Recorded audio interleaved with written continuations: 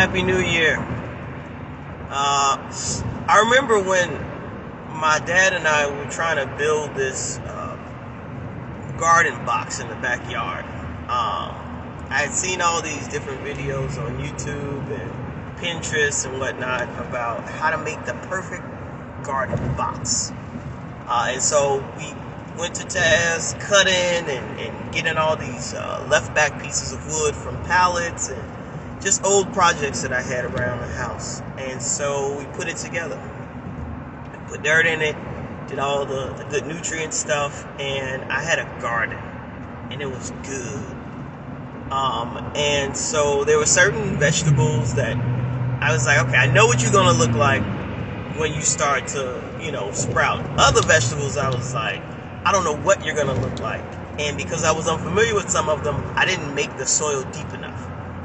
And so the potatoes and whatnot I was trying to grow, they didn't grow enough. And so now fast forward, this garden was 4 years ago now. It's 2024. 4 years ago, did a garden. And now, 3 years ago. And now, right, I told you the materials we used, they were not great. Left back pieces of pallet, old pieces of wood, scrap pieces of wood. They weren't great. They were good enough, and they lasted for 3 years. For 3 years, this garden box held up. And wouldn't you know it, this year, as I'm getting back into this whole mentality of I gotta try to make things grow, I went in the backyard the other day, and this sucker has collapsed. It has fallen in on itself. It is no longer working. And I was like, dang, man, I was really anticipating on that being good. Because I still got the good soil in it. Got the nutrients that's been growing in it. I was like, dang. And this morning I was reading, and the Lord led me to Ananias and Sapphira. And if you don't know the story, it's in Acts 11. Basically, everybody was given to the Lord, selling their possessions and giving to people as they had need. And this married couple decided that they were going to hold back from God. They were only going to give him just enough. Not everything, just enough. And I'm in this season right now where God is revealing my heart. And he's exposing some of the spaces that I have been giving people in God. Not my all, not my best, but just enough. And so for this morning's message, I titled it God or Good Enough. Because there's this thing that I have about when I serve, right? When I help people. I want them to be so blown away. I want them to be like, oh my gosh, that was the best ever. And right before the new year, I had met with about 4 or 5 women, one-on-one, and we talked about this whole book writing thing. And after I left them, right, when I first got on, they were like, I want to, I don't see how I can. We spent some time together, and when they left, I had changed their mindset. I had shifted their mindsets, and I was like, yes, God, thank you for this gift of being able to help people see what's possible. And here's the sad part about this. I have been preaching a message that I haven't been living.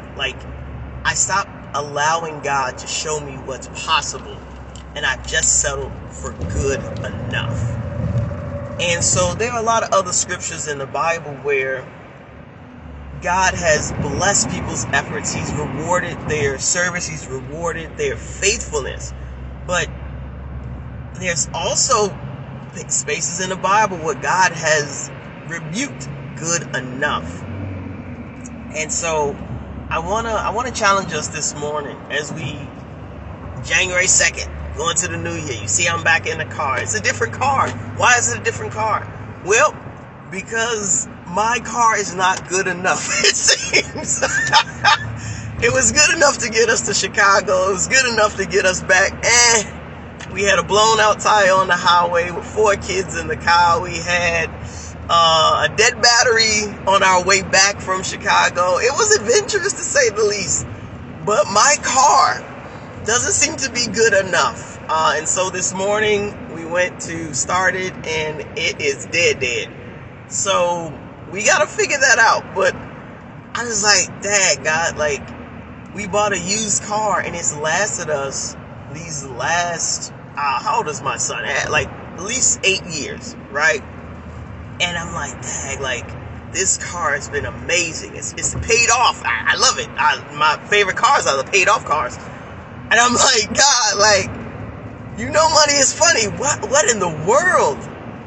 And this message keeps coming back, like, am I trusting God or am I trusting my own efforts, which are not of God? They are simply good enough. And so as I'm sifting through my heart and I'm trying to figure out what efforts, what motivation, what goals have I had that were not of God.